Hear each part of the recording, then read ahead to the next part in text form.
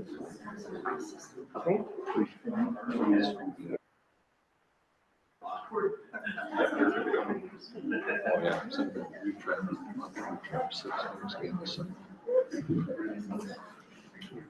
Okay, we're gonna go ahead and start.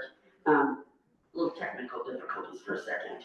We are live streaming this on our webpage, on Facebook. So it is Weber County League of Women Voters, and it'll show the actual questions and et cetera. It stays there for 30 days. So you're welcome to watch that. And we are also Zooming it. And I will send each one of these candidates the Zoom link so that you can watch it on Zoom if you wish. That stays for quite a while.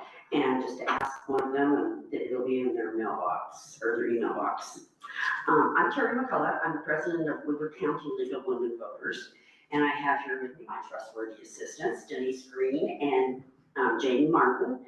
And Denise is going to be your timekeeper. I want Jane too, but she's going to be the one leaving stuff. The way we do this, I think I've explained what we are before, but I'm going to tell you. We are a nonprofit, nonpartisan organization. Our goal is to educate people on how important it is to vote, register you to vote, encourage you to vote, drive you to the voting booth if we need to, whatever, to try to get your opinion out there because your vote does count, especially in municipal elections. We do also cover some kinds of issues. Our last meeting was on how do you tell the difference between truth and not truth when you're being told this in the media all over the place. And we learned how to be able to figure it out, which was interesting. There is a paper back there also, that a little card that tells you how to distinguish between truth and fiction, if you'd like to pick that up. We also have a website that's called vote411.org. Okay, this right here, that QR code right there is if you have someone that needs to register to vote, they can use that QR code and you can still register. They haven't closed that yet. And if you have a 16 or a 17-year-old person in your home, have them register because they're pre-registered. And when they turn 18, a ballot will appear in their mailbox. If you go to vote411.org and put in your address, it will give you candidates that are running in your district or your area, and they've been asked questions. It will let you maybe get to know them a little bit, because the biggest thing we hear is, well, I don't know who they are, I don't know who to vote for. Go read about them. 9 times out of 10, you can Google them and they will also have a website. So please feel free to take one of those cards if you don't already have one, use it. It can tell you if you're registered to vote. This is a good website. Okay, the way we do this is I give you 2 minutes to start with. You can introduce yourself, tell a little bit about yourself for 2 minutes. Then I will ask questions that the audience has given me and that I have done some research on. And you have 1 minute to answer those questions.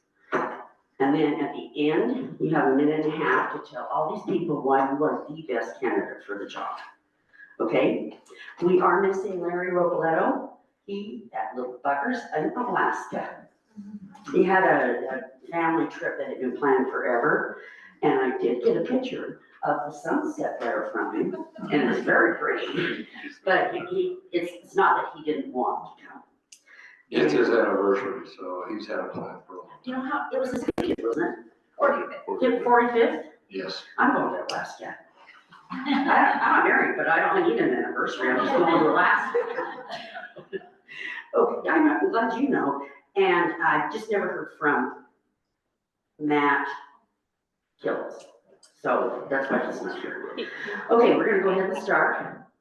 David, you have 2 minutes. Great. Hi, my name is David Craig. I'm running for District 2. Matt's actually my opponent, so I'll go ahead and speak about that. Matt has actually resigned from the race, so I won't have another opponent against me in the ballot.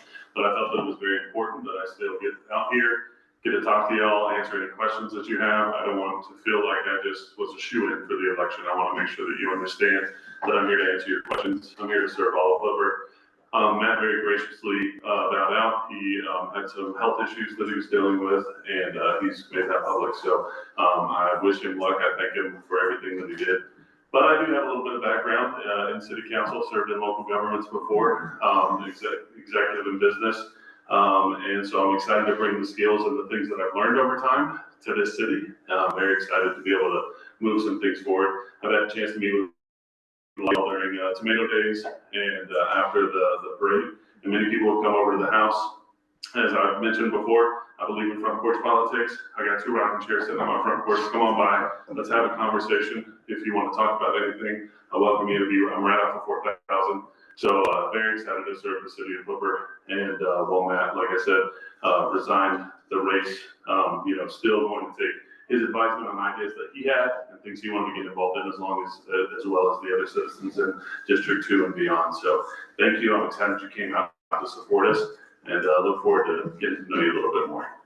And I did neglect to tell you that the timekeeper has a purple pad that says 30 seconds on it. When they put that up, that's what that means. And then the yellow pad is stop. And if you don't stop, she hits you with it. Ray. Hi, my name is Ray Hancock. Lived in Hooper almost forever, but over 60 years. Just decided to get into politics because I thought I might have some stuff that could benefit Hooper, some ideas. Watched it change a lot in Hooper over 60 years. I was thinking, I do smile a little bit when we talk about being rural, but I think we're not really too rural anymore. I just did a little rough count the other day of how many people in Hooper have their main source of income is agriculture. Any guesses? There's 10. Okay, out of 9,000 residents, there's about 10. I'm one. My son-in-law is one. The mayor's son is one. And of the 10, 6 of them, I believe, are over 60 years old. So I guess in Hooper, we kind of need to prepare for what's coming. I love the country atmosphere. It's kind of part of my life, but there was a day when we drove several hundred head of cattle from the curve over here in 4,000 down to the city rodeo grounds to load them on semis.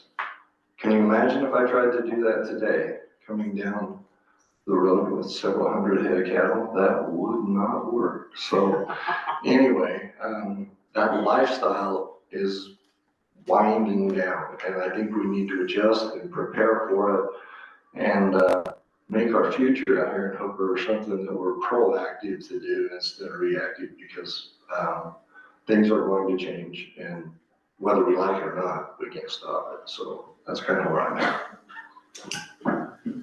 Deborah? I'm Debbie Maragoni. I've lived out here in Hooper most of my life as well. I've seen lots of changes and lots of growth, and as we go along, we roll along with it. But Hooper has something special about it, and I think that no matter how much we grow, that special feeling, that specialness about it will always stay with us. And I think it's the people, and because of us, it's what makes Hooper Hooper. I believe that I can do a good job. I've been on city council now for almost 4 years. We've made lots of improvements and made lots of changes to the city, and we continue to do so. I've always had an open door policy that I love to hear from each and every one of you that reaches out to me. And I really make a point of trying to get back with everyone who reaches out to me. I am very happy to see all of you here and have you participating in democracy. It's important that each of us vote and get our neighbors and friends to vote as well, because without voting, we don't have a democracy anymore, and we need that more than anything else these days. And I appreciate all the support that I get, all of the fun things that we've done throughout the years, and I hope that you'll continue to support me. Thank you very much. Amanda? So my name is Amanda Prince, and I am really happy to be here with you tonight. I am running for the District 1 Council seat. I grew up in Hooper. I've lived out here most of my whole life. I grew up on 5500 South. My parents are Hal and Sharon Schneider. They still live in the same home I was raised in. Growing up out here, I feel like I was very blessed to have an amazing childhood. And I formed some very strong bonds with friends and neighbors who became my extended family. I feel like Hooper has given a lot to me, and I feel a very deep need to give back. I was raised with the belief that you leave a place better than what you found it, and that is what I would like to do for Hooper. You may have seen my background. I went with the Wizard of Oz theme. There's no place like Hooper. We have the brains, the heart, and the courage to be different. And I truly believe that. I think we have something very special here, and it is my goal and my heart's desire to protect and preserve what we have. I have served for 6 years on the Planning Commission, almost 6 years, and that has been a very eye-opening experience for me. It's taught me the role of our city government. It's given me an opportunity to really learn our codes and our ordinances and the challenges that are facing our city. I feel that I have spent the last 6 years immersed in all things Hooper, and that has prepared me to be an advocate for you. I would really like the opportunity to be on the city council and have a voice that represents what Hooper wants and what is in the best interest of Hooper. My background is in mortgage. I also worked up at Hooper Irrigation, and my greatest accomplishment and the thing that I am most thankful for is my family. My husband, Kevin, is my lifeboat. I am so very thankful to have him. I have 3 adult children and a son-in-law, and I can talk to you more about the rest of it after. Thank you. Okay, we'll move along the line so that it's fair. We'll start with Ray. Describe for me what, 1 minute. yes, 1 minute. Describe for me what sustained, controlled growth looks like to you. I think sustained controlled growth will be kind of what we've been doing in Hooper already. I don't know how many of you are aware, like what the zoning requirements or opportunities are in Syracuse City, which isn't very far from us. The R4 zone in Syracuse City allows 14.5 residential units per acre. Does that scare anybody besides me? I personally, if I never saw a condo in Hooper ever, that wouldn't bother me at all. I'm pretty sure most of you would feel the same way. We may end up down the road having to expand or minimize the size of lots a little bit. Sometime we're probably gonna be hit with an affordable housing scenario from the state. But we've been pretty successful at keeping growth available, but controlling the lot size. And I would love to see that maintained. I think our previous administrations have done well. Thank you. Yep. I also believe that what we've been doing is considered a controlled, sustained growth. I feel it's very important what we've been doing, and I'd like to see that continued. We have a lot of pressure on us from the state and the legislature to increase our growth, and I feel that as long as we're able to be independent as cities and do what we've been doing, that we can make Hooper a very special place to live and also be able to keep affordable housing on the table as much as is possible. We have AUDs and things like that also are a good start for young couples and for elderly people as well. And I hope that we can continue with what we've been doing as I think it's a good plan. Thank you. Amanda. Okay, so in July of 2022, the city implemented a revision to their general plan. And that general plan is the guiding document for our city, what we want our city's future to look like. We did open houses, focus groups, surveys. We tried to get as much community input for that as what we could. And overwhelmingly, the feedback was, we want Hooper to remain rural. We don't want high density housing here. So you have to balance the wants of a community with the needs of running a city. We do have tremendous pressure placed on us by the legislature to put in what they term affordable housing, and a lot of times that can mean profitable housing. And so we have to be really careful how we navigate that. When we put our general plan, the revision in place, our future land use map shows that we have different designations in the zoning that help to account for some of the unique challenges we have. Our sewer system is very unique. We have issues with water. We cannot grow faster than what we can sustain. So I agree with keeping with what we put in the plan. Thank you. For me, it's simple. The growth should never come at the cost of our roots. I mean, weeds spring up awfully fast, but they strangle out everything else that's around them, right? So we gotta be very careful in the way that we choose to grow. Then we gotta be intelligent about the type of things that we support. But I think if we're having development conversations, those should come in with people who want to invest in this community, people who want to be part of Hooper and want to invest in what makes us great. So if we're growing, it should be growing for Hooper. I got 7 kids, 3 adult children. I'd love them to come out and live in Hooper. I know it's not a real reality right now, but it is something that we can explore, especially as we look at lot sizes, look at things like that. But we got to be very careful. We can't lose our character and our lose the cause of us growing just for the sake of growing. Thank you. If I can turn that back on.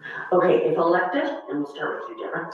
If elected, how will you ensure that your decisions are guided solely by the best interests and concerns of Hooper residents and not by political or financial interests? I would continue working as I do with the people in my district, and also the people in the city.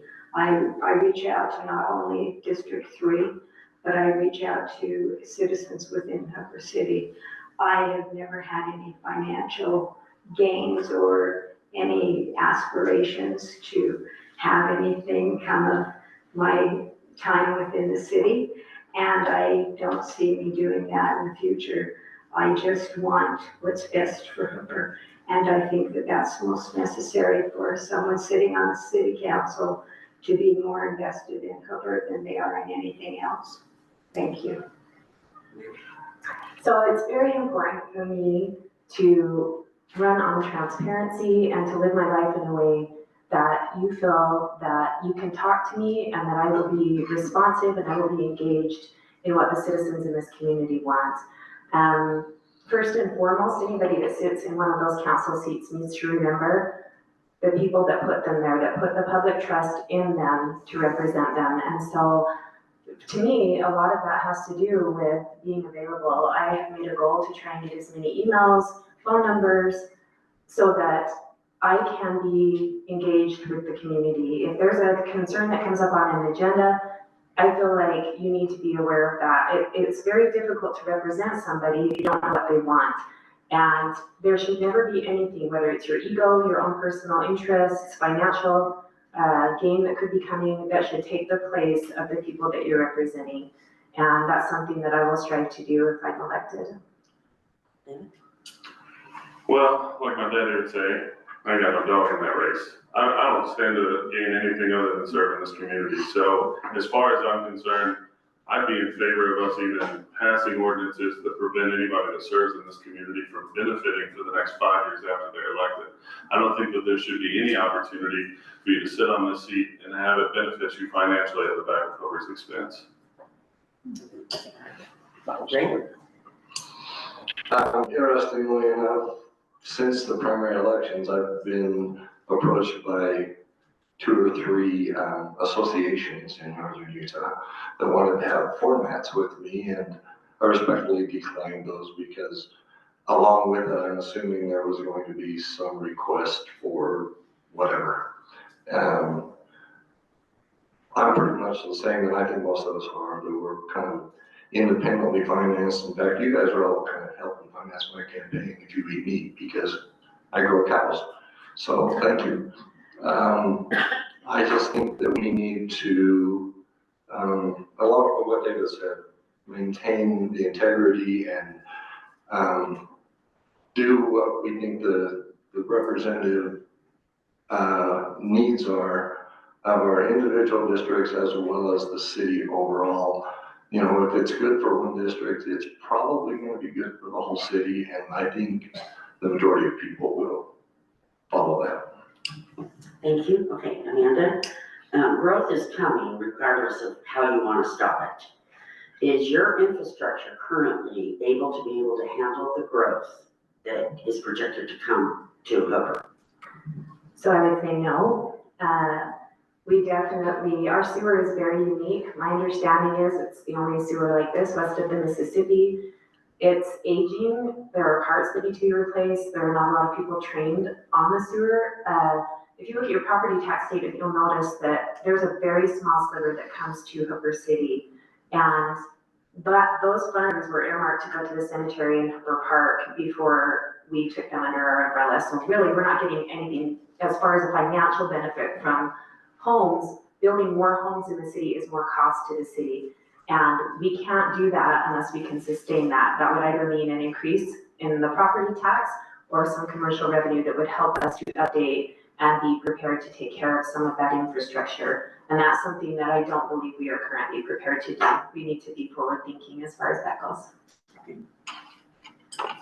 I had an opportunity right after I announced my candidacy to invite Mayor Sherry over to the house, and she told me, David, we cannot continue the way that we're going as far as the sewer goes, as far as our stormwater drainage, as far as the roads crumbling with the stormwater drainage underneath it.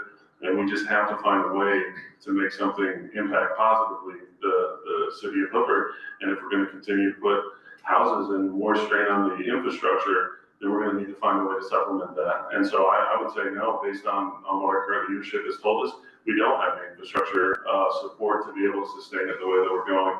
But I do think that we have some really great ideas. I do think that we have the right ideas in place for us to start exploring some ways for us to bring solutions to that. But I'd say plainly to that answer, no. Right. Kudos to what's been said already, and ditto. I don't know how many of you have gardens or lawns that you can't water anymore because we don't have much secondary to supply it already. So it's a little spooky to be talking about a lot of expansion that may draw more unless we figure out a way to supplement that. Sewer system, again, is kind of a wreck and needs a lot of repairs. And the way we're sitting right now with a $7 million bill still outstanding for the existing sewer, we got some work to do. And we've got to figure out some ways to pull some stuff off just to sustain even where we're at, without worrying a lot about a ton of expansion. We need, bottom line, to generate some revenue. And as Amanda said, houses don't generate revenue well. But this area is going to end up inside of a few years, either residential or commercial. We choose. No, we do not have the infrastructure that we need for growth. Just take, for instance, the fact that our water's been shut off our secondary. We don't have enough water for what we have now. How can we expect to provide water for future use for growth? We are in desperate need of changes. We are in desperate need of more infrastructure and for a better way of planning. We need to look for more ways to do this, and we need to research and put our heads together and really do some outside of the box thinking to get some of these things done. And I know growth is coming and we need to prepare for it.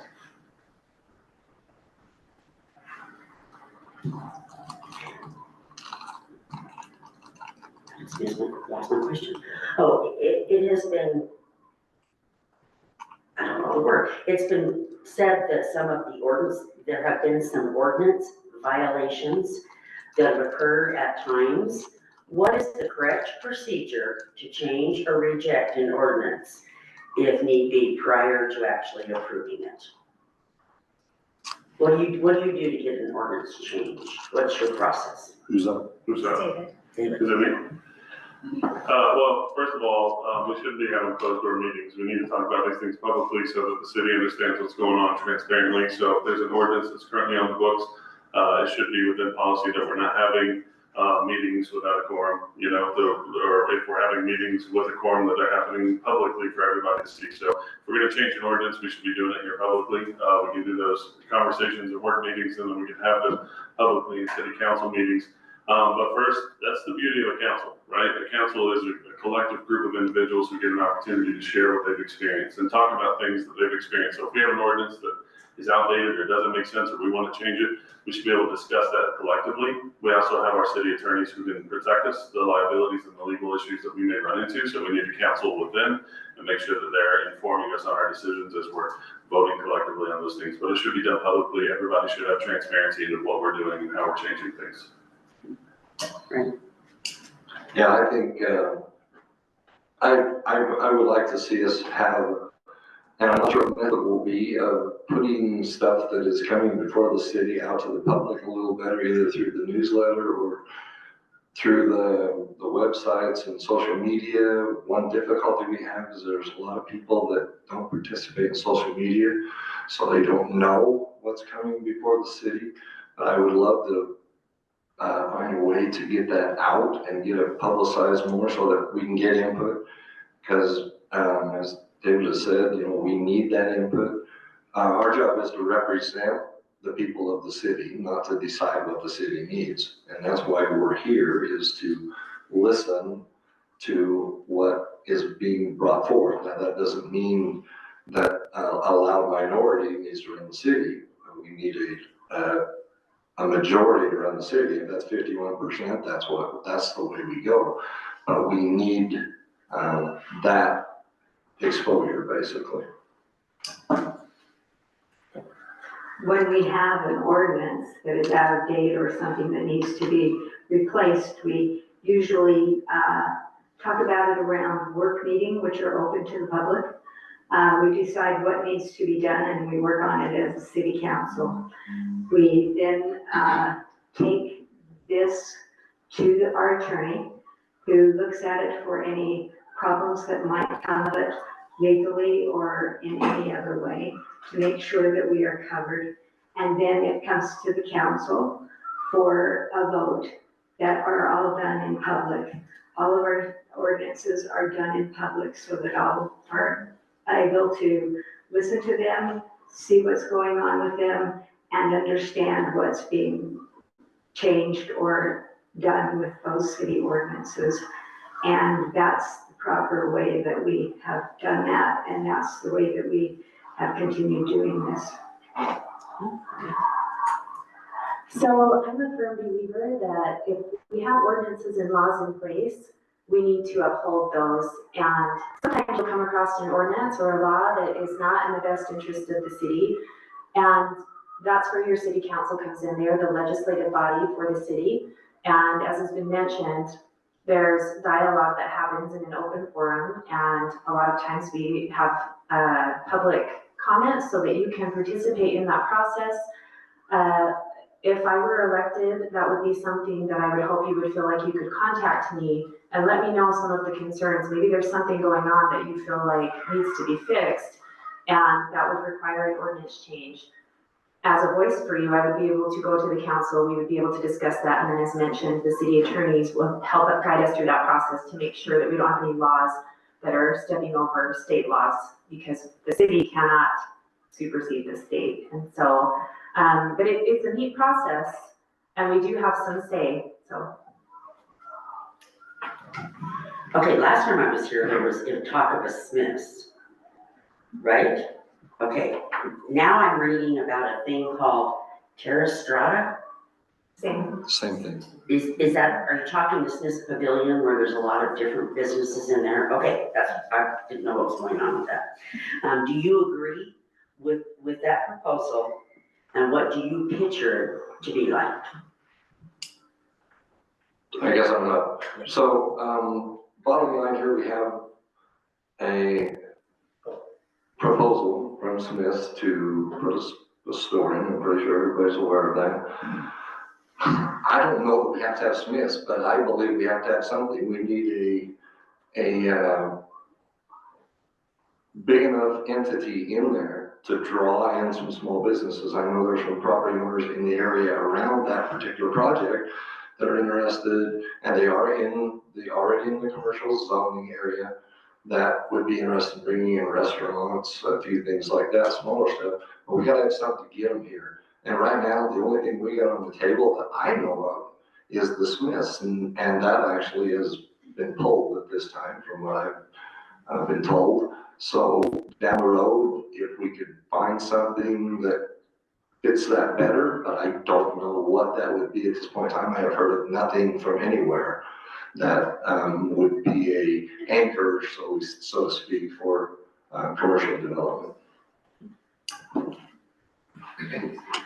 The Terra Strata project is actually not only the Smiths, but a housing development. The two go hand in hand. So having a store is in our general plan, in our commercial zoning area. And that is something that we have planned on, is building up that commercial area. And the store fits into that area. So we do need to bring in some businesses to help with our city. What they bring with it is like something that we need to look at and that we need to check to see if it's in the best interest of the city for all of the other items that they bring along with them. And I think that as we go forward, that we'll find the perfect fit for us. Amanda? So as I mentioned earlier, our city hardly has any property tax coming to it. And the property tax that is coming is not where we can use it citywide for what needs to be done. The only way for us to run is to have revenue, and that means either a property tax or it means having commercial. And I sit on the planning commission. The Smiths project did come to us, and I did make a motion that we approve that project. However, the commission also recommended some safeguards for the city so that the tax money that is coming in off of that project comes to the city and isn't being used for other things. The other thing is that project included, the proposal was made to have 90 townhomes, a row of half-acre homes, and then a row of quarter-acre, which we don't have in our code. We made some recommendations for the developer to consider and for the city council to consider.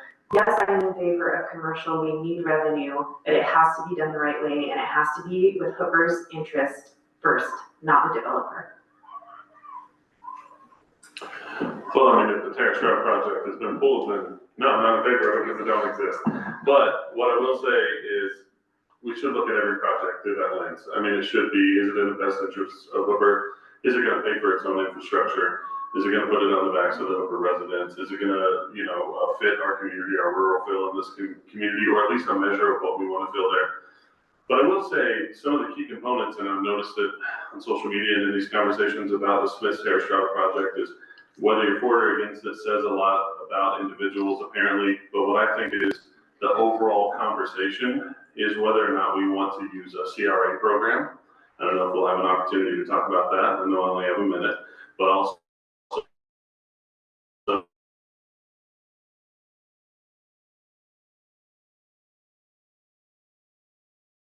come, and if the developers come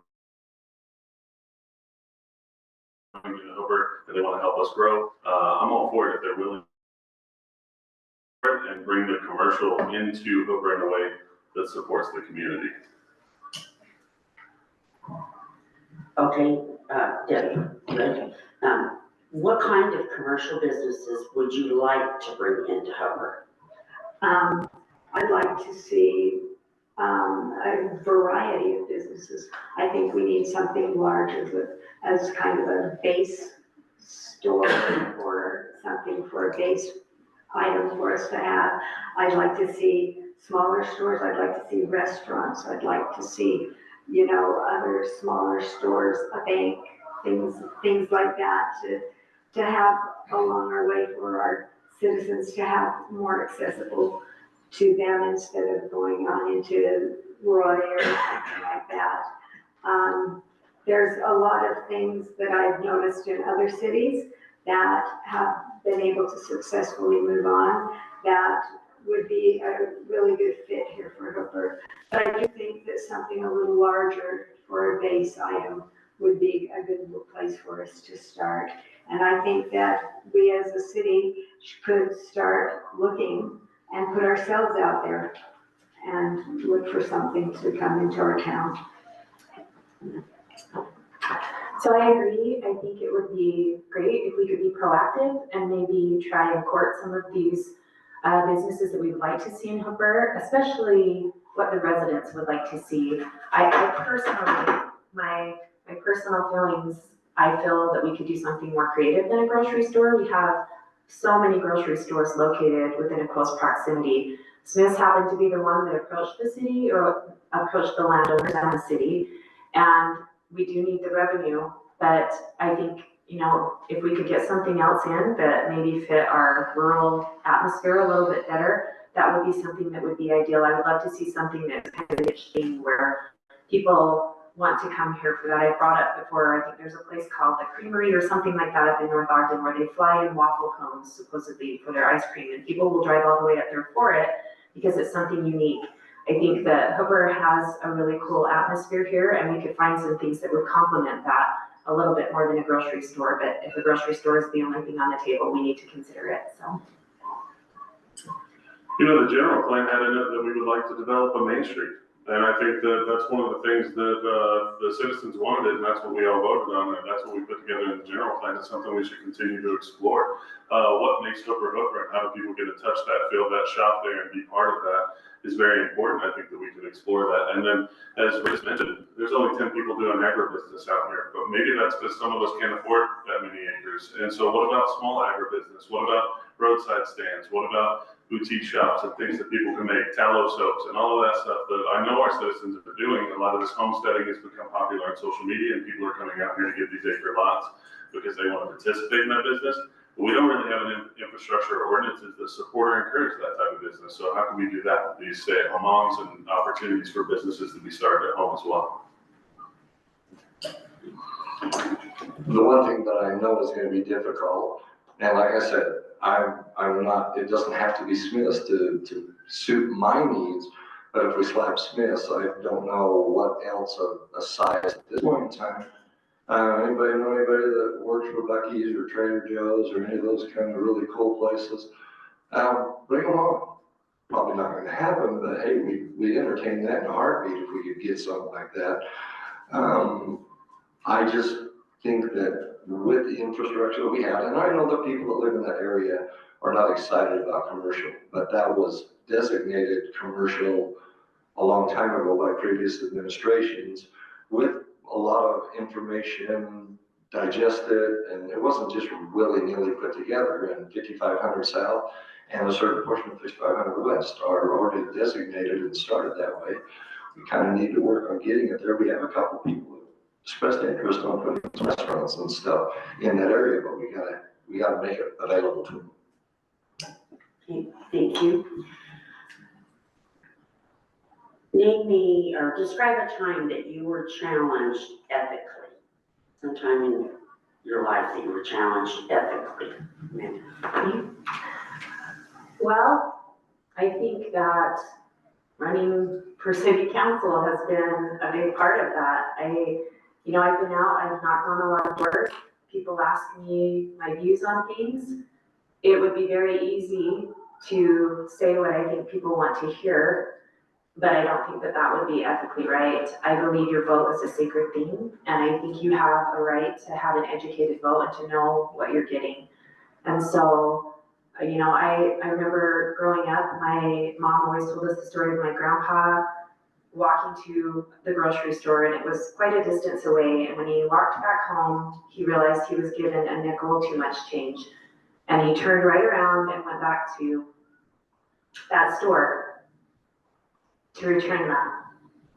And that has always stayed with me, because I want to be the type of person that if someone asks me something, or if I see something that isn't okay, they can trust that I'm going to do the right thing, even if it's the hard thing. I'll try to make this in a minute. I had an opportunity when I first got into politics in 2009 to run a campaign for a pretty prominent person who ran for Senate. And I saw that guy take $150,000 in donations in order to give somebody 2 liquor licenses in a small town in central Utah that didn't need them. And I stepped down off of his campaign, and I went to I blew the whistle. And I called my wife and I said, hey, you might find me buried in the West Desert somewhere, but I have an opportunity here to do what's right. And I was a young, just out of college, trying to write my ticket in politics back then, and I realized I had to make a decision if I was willing to compromise my morals or not. And I'm not. We're all challenged every single day to be ethical or to not be ethical. And just matter of fact, I'm not. I'm not willing to do it. I've got kids that look up to me, and I'm a person of faith, and I know who I answer to ultimately. So at the end of the day, I'm just not willing to compromise it. Well, I've managed to successfully raise 7 kids in this community, 3 of which are in law enforcement at the current time.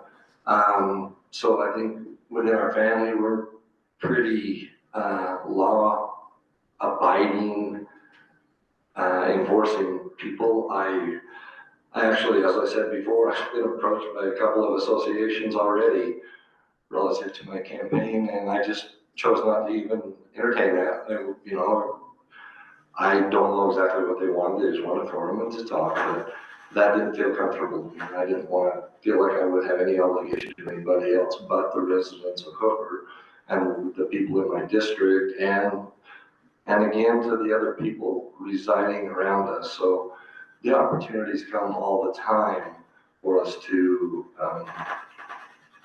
maybe step out of line a little bit, but I've tried really hard not to do that during my life. I haven't been perfect, but every once in a while I do speak, but I try not to.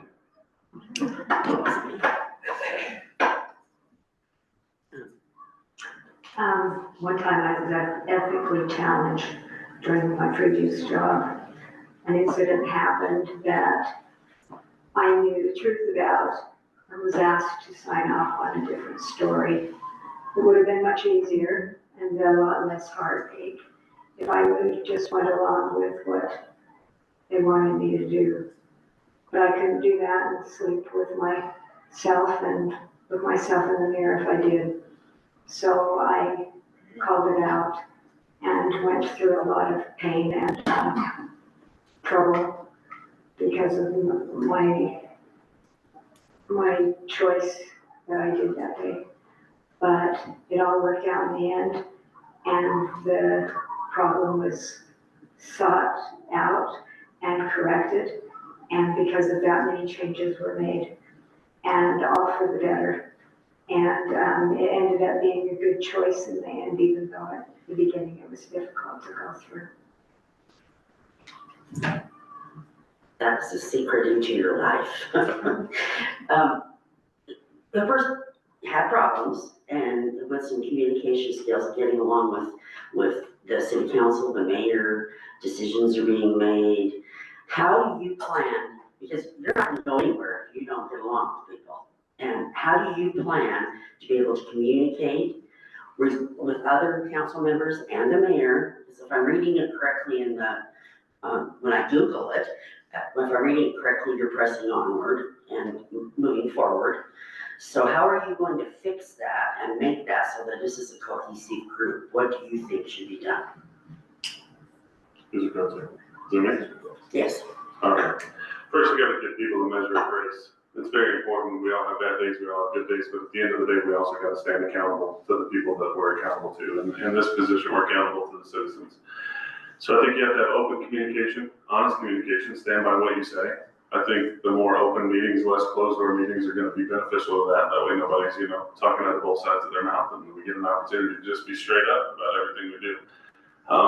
Some of us have chosen to pull back from social media a little bit. There's a lot of hot button issues going on. People got a lot to say behind the keyboard, and I'm going to try to shake your hand and look you in the face and we'll have a conversation about it. So I think that's going to be key as well. But I think at the end of the day, I think even all the candidates who are running have found a way to, in stride, start communicating better with one another. And we're already moving in those right directions. And I see the city council doing that. The last several meetings have just been very productive, and folks have been getting along and finding a way to move forward. So I think that's something we're going to put behind us.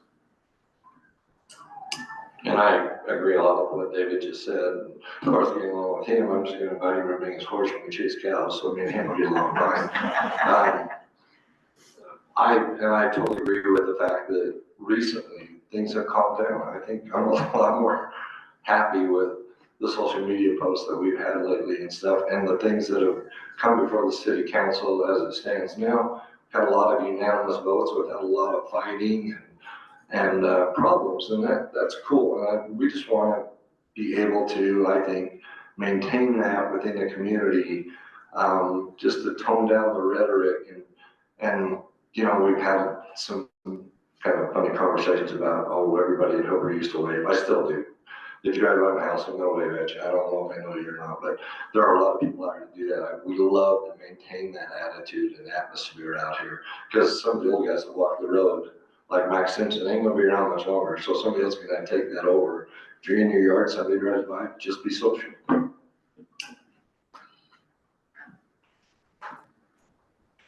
I think that, to get along, we all need to work towards that, every single person. Things have calmed down a lot because social media has calmed down. I think it's a big factor in causing problems, not only within the city, but within the community. And when it's calmed down, I notice a huge difference in everything. And I think that unfortunately, that has been a big factor in what's been going on. The city council does work together well. And I think to expect all of us to agree all the time would be silly. That makes us the best that we can be when we have different decisions and different ways to look at things. If we all looked at things the same way, we would sure be boring. And I think having different ideas helps us be a better city. So I'm a firm believer that each person has something of value that they can contribute, and each person has something that they can learn. And I think as we work together as a team and we recognize the good in others and we help them to develop that good and to appreciate that good in them, we can work together and create something really great. If you think about a choir, there's a lot of different voices in a choir. They don't all sound the same. You have people that sing soprano and alto and bass and tenor, and yet they're all singing with the same purpose to create something beautiful. And my hope would be that as a city, we can help to elevate those that we serve with. And by doing that, we're going to elevate the entire city as a whole. Now, sometimes that includes constructive criticism or suggestions for areas that we can improve, and I'm including myself in that. My promise is to always be open. So if there's something that I can improve on, I would hope that I would be able to take that constructive criticism and use it to become better and help others at the same time. Okay, Ray. If I'm reading what I'm reading correctly, right now you have a deficit. Is that correct? Not necessarily. You're not, your budget is balanced? Temporarily. Okay, temporarily. Okay, that's a nice thought. I know in order to get these other things in here, you have people here who are against property tax because you've never really had a lot of property tax. Do you foresee that that's going to be implemented in Hoover, property tax? I'm pretty sure it's gonna be implemented if we want to stay Hoover. I don't think we're gonna be able to pull this off if we don't do something like that. Nobody wants it, but it's pretty much inevitable. If you look, we had the presentation the other night by Stephanie from the county, and she showed us the chart and like 2 cities in Weaver County that have 0 residential property tax. One of them's Riverdale. Well, nobody lives in Riverdale, it's all car sales. And, you know, so that kind of thing we are going to have to deal with because it's not gonna go away, and we need to find a way to work around that and cover the expenses we have. And that's gonna be one way that we're probably gonna, we get on commercial, we would have a minimal sales or property tax increase, but we ain't got that yet. I can see eventually the need for a property tax.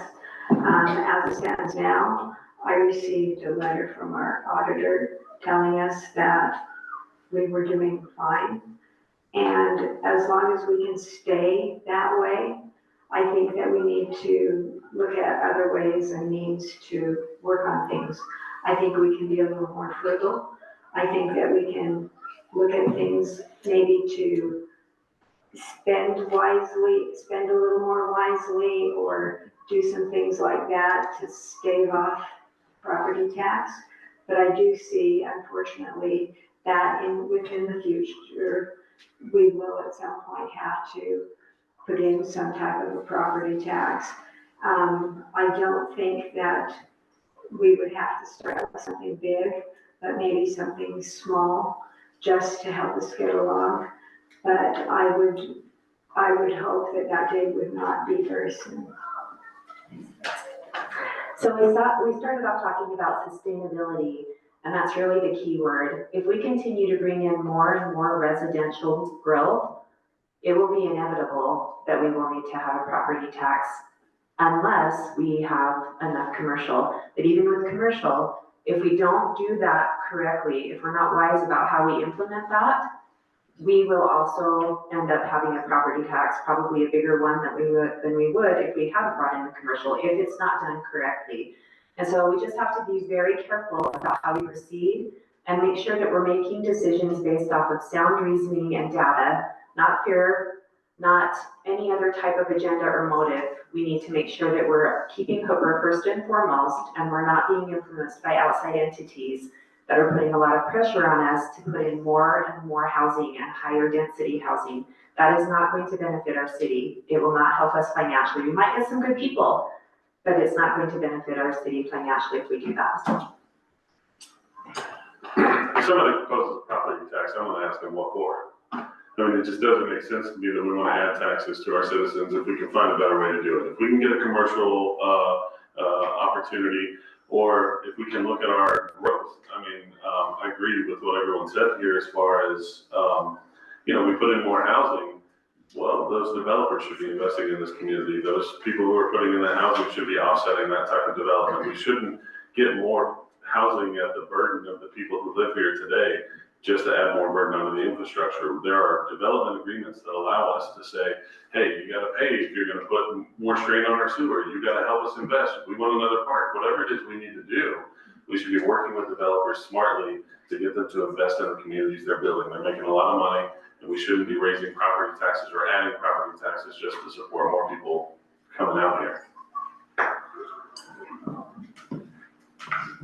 Okay, thank you. Tell me one word. What do you bring to Hooper that makes you unique? Whose question is? Yes. Experience. Oh, you took my word. I'm gonna say experience because that is what I would say if you had asked me first, so. I'm gonna say honesty. Logic. I want some of that.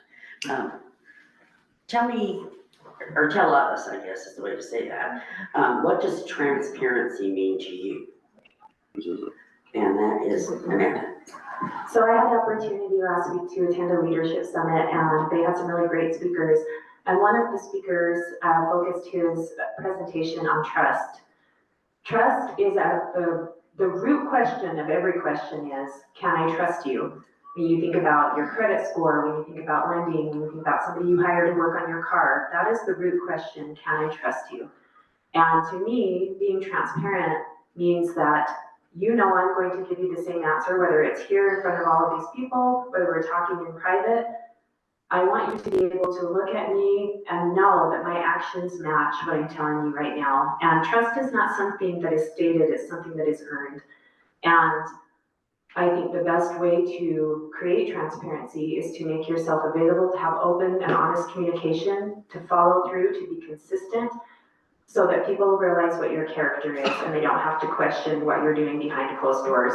You're gonna get the same thing regardless of the situation that you're in. I never wrote a dictionary, but I'd say it's pretty close to being able to see straight through something. So for me, transparency just means you can see into it, you can see through it. I'm not hiding anything. You can look into it, it's that open glass right there. We can see the kids playing outside. That's about as transparent as it gets. What's going on the other side of it. Nobody's putting smoke and mirrors in front of it. Nobody's confusing it with their own opinion. So for me, transparency is just that. I mean, I've said it before. People will take a sentence, tell you a line, a paragraph to cover it up. I just think that it's easier just to be honest. I love that.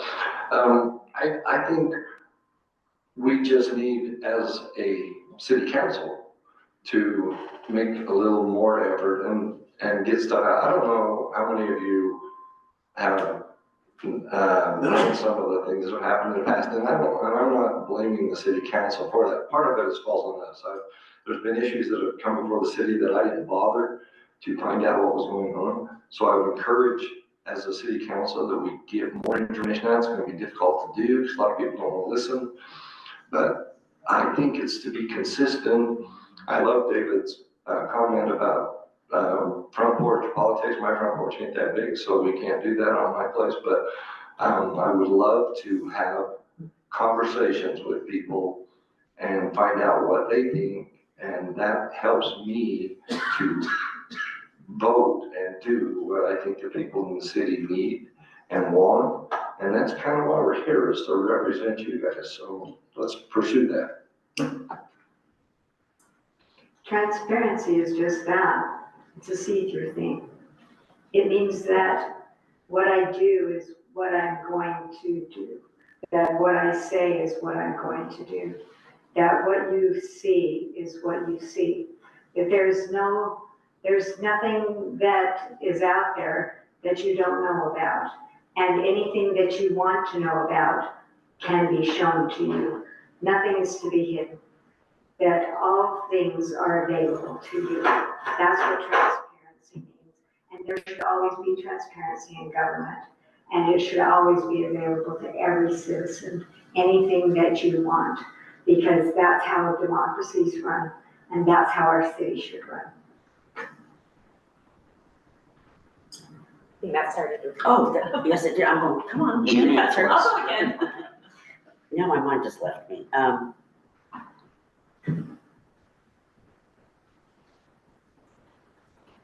It was a good question too, but it's gone.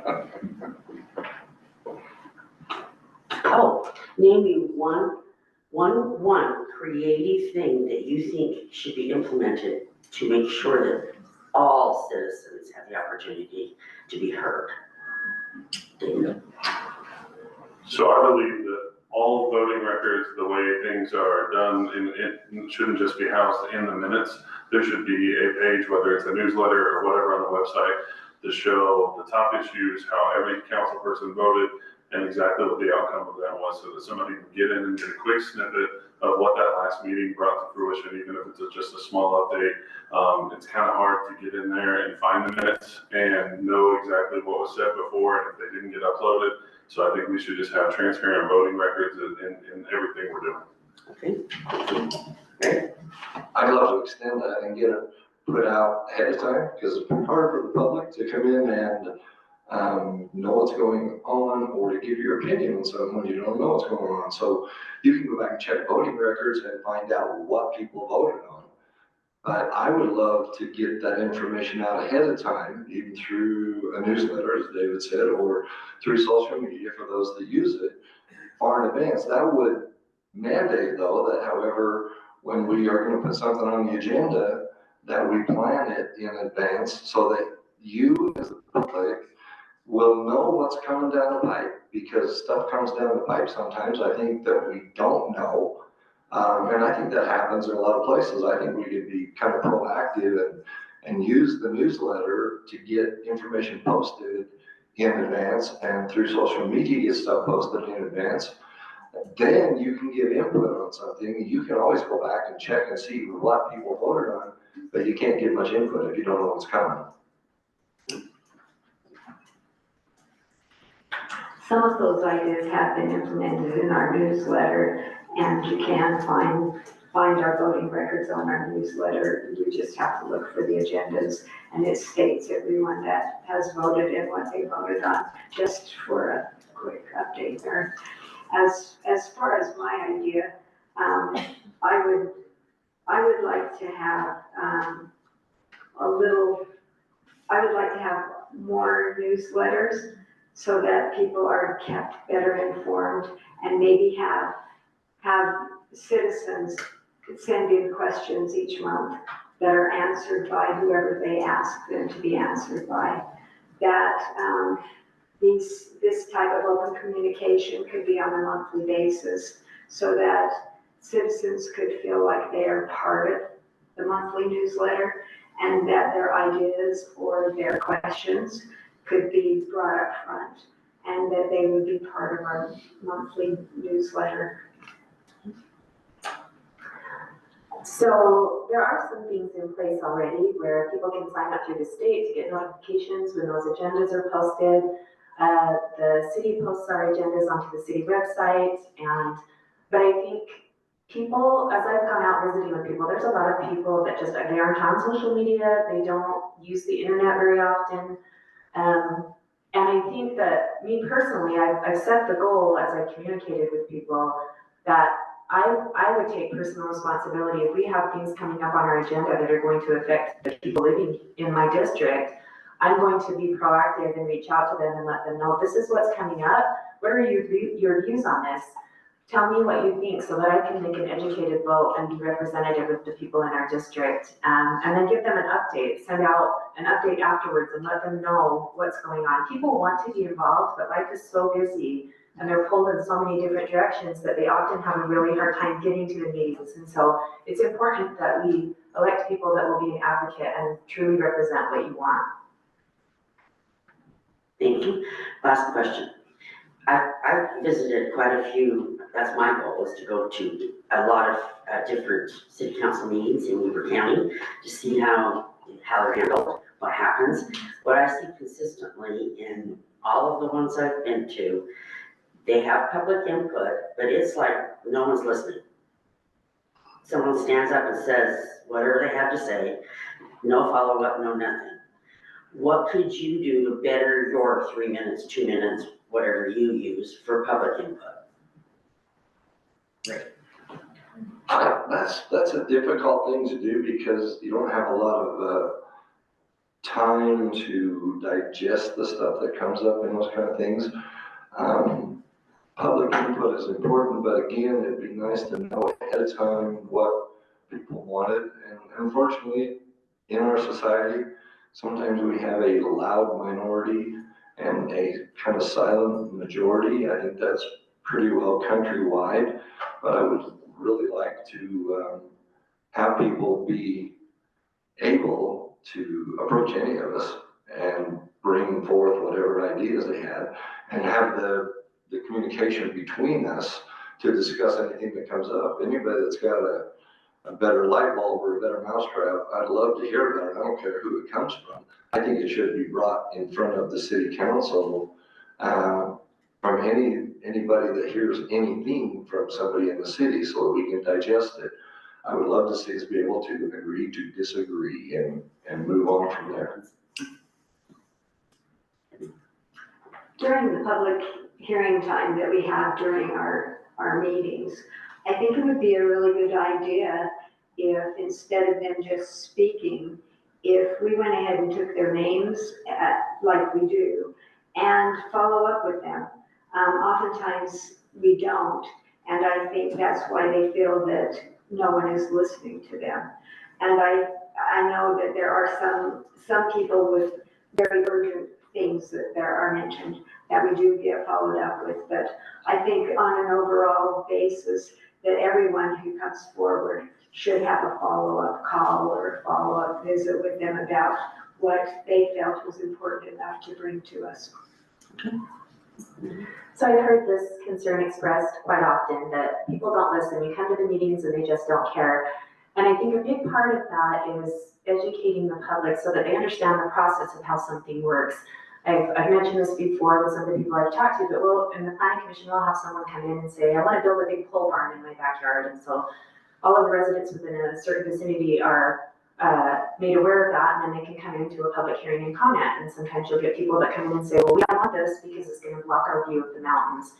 And by law, if you're not affecting the safety, the health, the overall well-being of the community, we can't tell somebody no based on it blocking your view of the mountains. People have private property rights.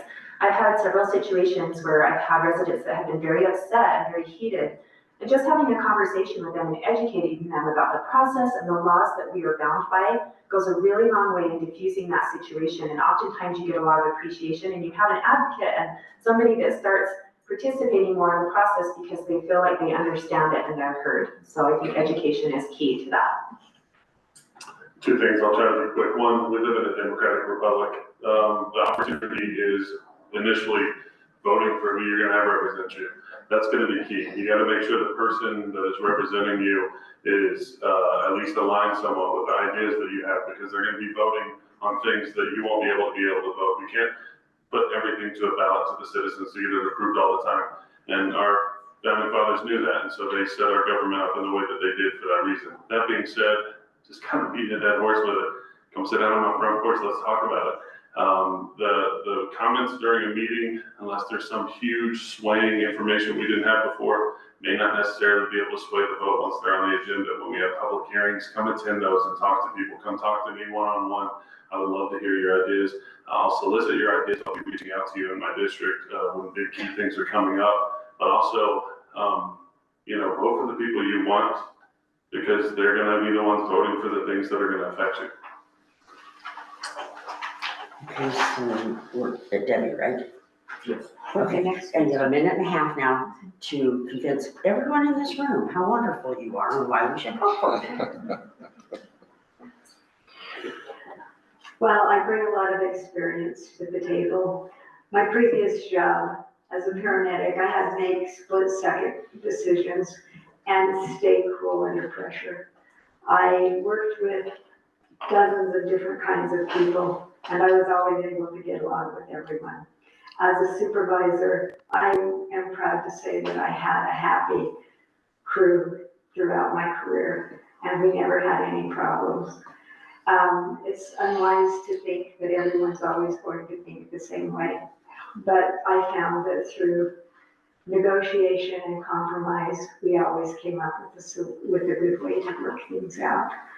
Thinking outside the box is one of my favorite things to do, because you never find an answer without doing so. The status quo isn't always the right way to go. I've had almost 4 years of wonderful experience serving this city, and I appreciate all the time that I've had here. And I really appreciate being able to go on and finish the ideas and the tasks that I started with, and get them done for the people of Hooper. I love Hooper. I love serving, and I really would enjoy your votes. I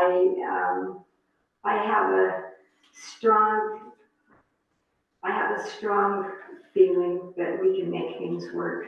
Thank you. Me? Okay. So when I initially began this race, I set the goal to try and make personal contact with every single person, every voter in my district. And I have worked very hard to do that. So far, I've been to over 800 homes. I have personally talked to around 360 people. I don't feel like I can ask you to vote for me if you don't know who I am and what I stand for, and I can't represent you if I don't know what's important to you. I have kept a spreadsheet of the concerns that have been relayed to me so that if I am elected, I can hit the ground running. I want to be proactive. I want to be responsive. I want to gain your trust. I think if you talk to those who have served with me on the Planning Commission the longest, they would tell you that if you come to me with a question or a concern, I will put my whole heart into giving you an answer. If I don't have that answer, I will find one that is going to be a solution or something that's going to at least explain why we can't change what the concern is, why we can't address it in the way that you had hoped for. I love Hooper. I truly believe there is no place like this, and I am 110% committed to doing all I can to protect it, to preserve it, to be an advocate for you. I want you to know that if you cast a vote for me, you're casting a vote for Hooper, and I will do everything I can to continue to work on getting your trust and to be as active as I have been in trying to reach out to you now. That will not stop if I am elected to the city council. Thank you.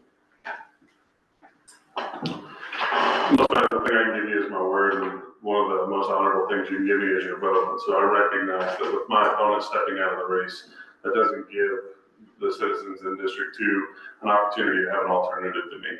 So my answer is a little different. I'd rather just sit down with you and talk. Let's chat and see. I know you don't have another candidate that you're going to be able to vote for, so that's not lost on me. But I want you to know that doesn't change the fact that I'm willing to earn it. It's the reason I'm up here tonight. I didn't have to come in here tonight. I wanted to come here to show you that it doesn't matter if my opponent's not here. I'm still here to face you. I'm still here to talk to you and to get to know you and to express my opinions to you and hear your opinions. And so that's not going to discontinue after the election. That's going to continue on. And I would challenge you to come meet with me and talk with me and let me know your concerns and your thoughts. I would love to hear what you have to say. And so I'm here to represent you, and I don't take that lightly.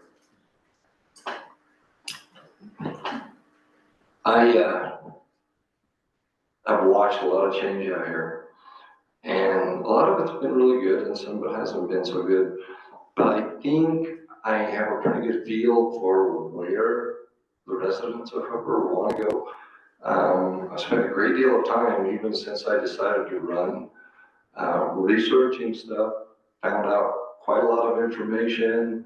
Some of it was good for us, some of it wasn't so good for us, but be apprised that when I find something out, if it's good or bad, and I've got a way to get it to you, you're going to know about it, and then you will be able to give input on your feelings of it. I'm not ever going to try and put something aside that I think is not going to be desirable for you to hear. I want you to know if there's something good come down the pipe, great. If there's something bad come down the pipe, we need to attack it and get ahead of it. I just don't want to be reacting to stuff that happens in Hooper. I want to be proactive, and that's why I've been pursuing a lot of information from other entities, and I know we have some other candidates that have been doing that too, just to find out where we're going to go, what our options are, so we can, I don't know, cut it off the pass. I'm kind of like a show me guy. I want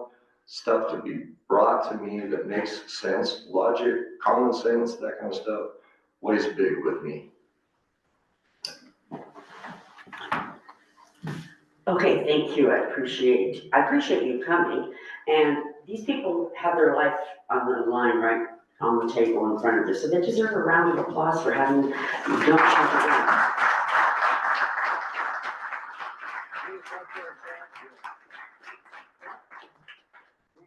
What did you say? I said, can we apply for ourselves? Yes. Yes, of course you can. Don't forget to grab one of these cards. I think everybody's answered it if you haven't answered them. But I think everybody on up here has answered these questions, or at least give you a little bit more about them. I appreciate your time. Get out there and vote.